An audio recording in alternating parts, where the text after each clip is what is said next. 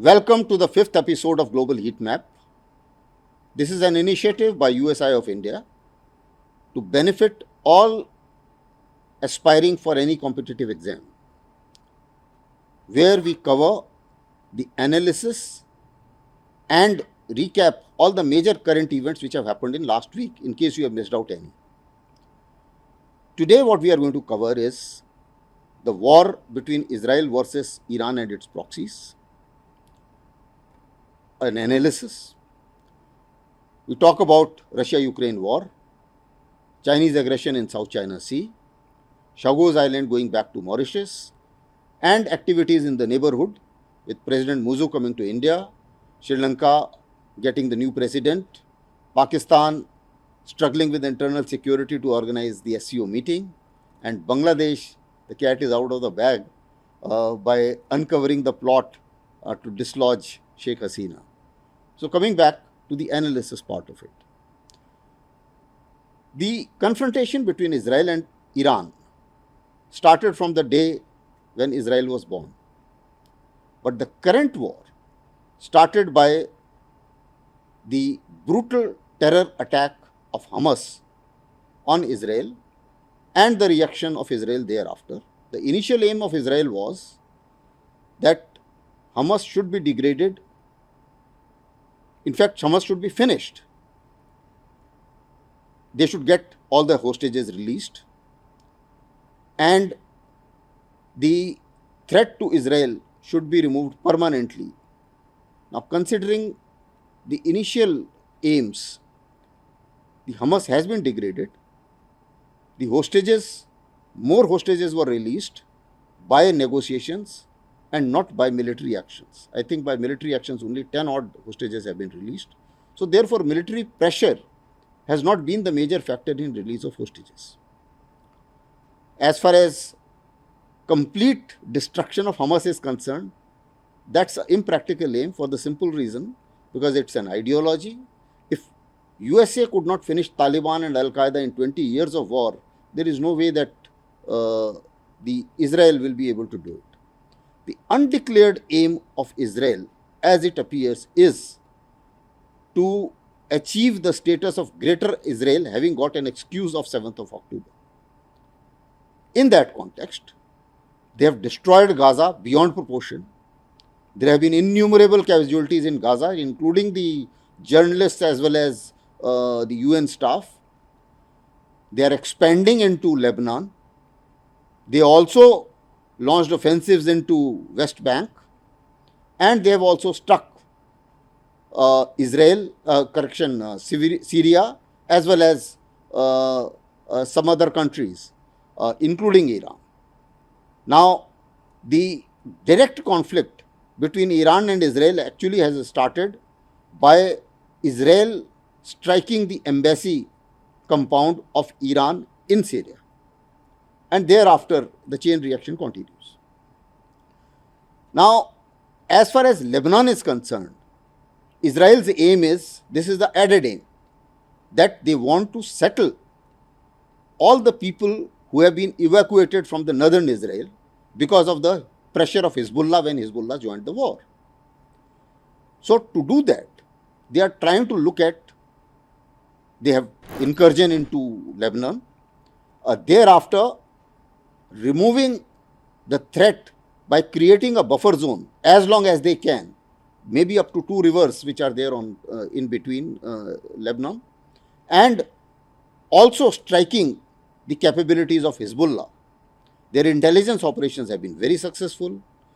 Their communication equipment blasting was a major operation which was a very successful kinetic cyber attack, and thereafter striking on certain key commanders, including their head and their number 2 as well, which was also to the delight of USA because they were also looking at the same target for long time, and also taking on the Hamas commander in Iran, which of course precipitated the Iranian reaction the way it happened.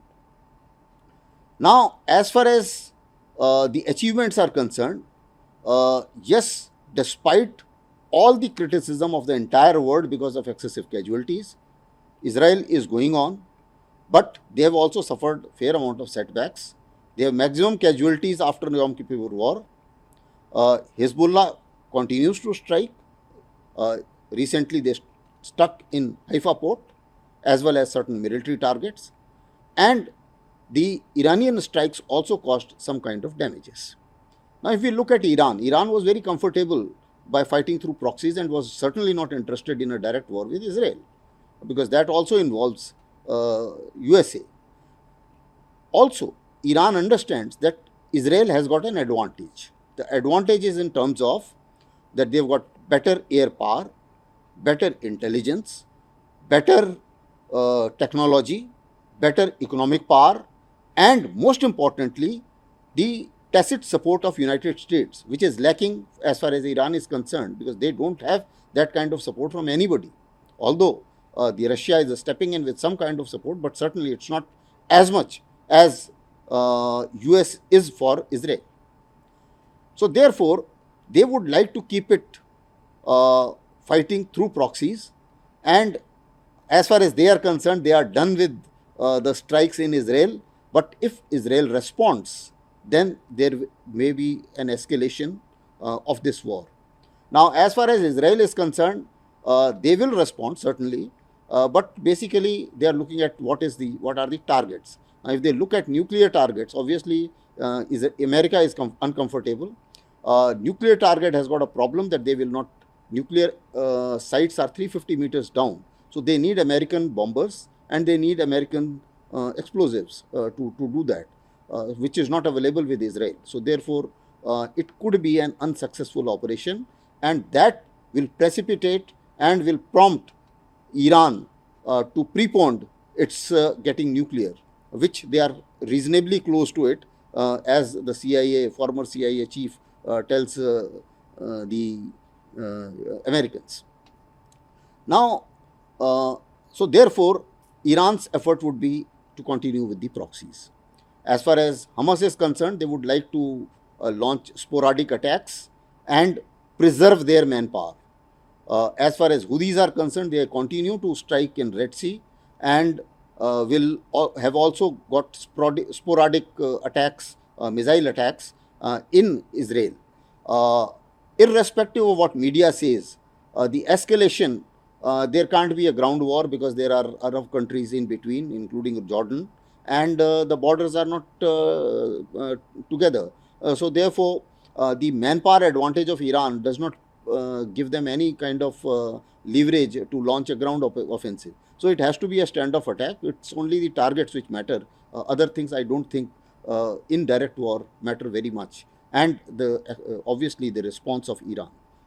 Now coming on to the Russia-Ukraine war. As far as this war is concerned, Russia is making quick gains. They have surrounded Pokrov and they are closing into Pokrov. They have been able to contain the Kursk offensive. At the same time, the winters are coming in. As far as Zelensky's initiatives are concerned, we find that his November peace summit has been called off. The allies are not very keen to support them till indefinite period. There are protests to that extent in Europe as well. And perhaps the Zelensky is worried that he is not being allowed to engage Russia with the weapons which have been given, long-range weapons which have been given by US and UK, and for good reasons, because those engagements do allow the American satellites to be used, and therefore the direct involvement of USA, and therefore maybe a much violent reaction from Russia, including the nuclear threat which they have given. So that is where the Russia-Ukraine war is.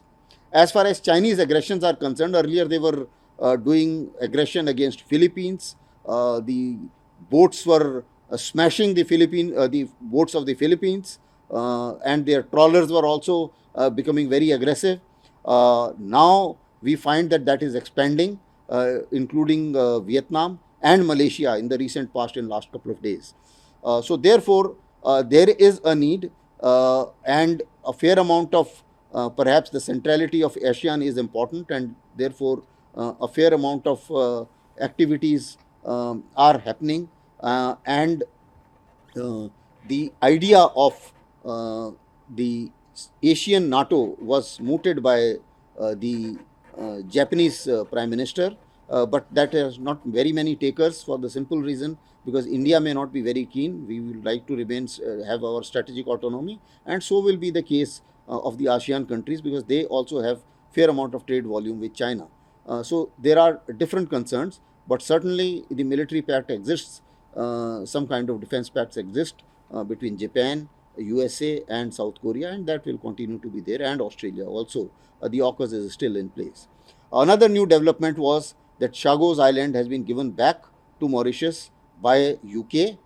Of course, they have retained Diego Garcia for a 99 years lease, which will take care of the US deployment in Indian Ocean and also the security concerns. So that I think is a welcome development as far as security of Indian Ocean is concerned. Now coming on to neighbors, President Moiso has done a U-turn. Earlier he started with India Out campaign when he took over, and thereafter we find that the reality is biting him. The economic problems have prompted him to come to India, and having come to India, he has got a good package, a good economic package with fair amount of money. I think 300 plus million dollars for as a line of credit, and also some more financial help of $400 billion also. So in addition to that, I think certain other MOUs have been signed. So apparently the patience of India in dealing with Maldives has played, and it was known that the geographic contiguity of India will certainly make him realize that India is certainly a very important partner. Same is the case with Sri Lanka. The new president has come up and he has also said that India has helped him, helped Sri Lanka in economic crisis, and also made a statement to say that his soil will not be used against interest of India.